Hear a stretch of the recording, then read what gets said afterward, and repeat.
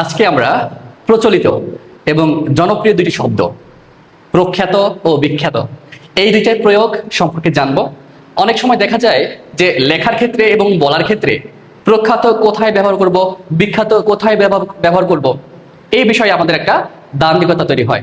তো আজকের এই ক্লাসটি আপনারা যদি দেখেন, অনুধাবন করেন, তাহলে দেখবেন যে এই প্রখ্যাত আর বিখ্যাত এই দুইটা প্রয়োগের কোনো সমস্যা আর পরবর্তীতে হবে না। দেখেন, প্রখ্যাত বিখ্যাত অনেকের ক্ষেত্রে বা অনেকের কাছে একই রকম অর্থযুক্ত শব্দ মনে হতে পারে, কিন্তু এই দুটো শব্দের মধ্যে বৃহৎ একটা পার্থক্য আছে। যেমন আমাদের প্রথম যে শব্দটি সেটা হচ্ছে প্রখ্যাত। প্রখ্যাত মানে প্রসিদ্ধ, খ্যাতিমান।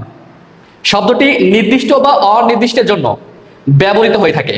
অন্যভাবে বললে প্রখ্যাত নির্দিষ্ট কোনো অঞ্চল বা দেশের খ্যাতিকে বোঝায়। যেমন প্রখ্যাত কবি আবু জাফর, প্রখ্যাত গায়ক আব্বাস উদ্দিন।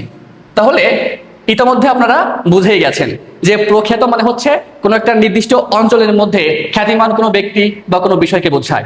পরবর্তী যে শব্দটি সেটি হলো বিখ্যাত। বিখ্যাত হলো বিশেষ ও বিশ্ব খ্যাতিমান, ইন্টারন্যাশনাল। শব্দটি কোনো নির্দিষ্ট এলাকার খ্যাতিকে ছাড়িয়ে বহির্বিশ্বের খ্যাতিকে বোঝায়।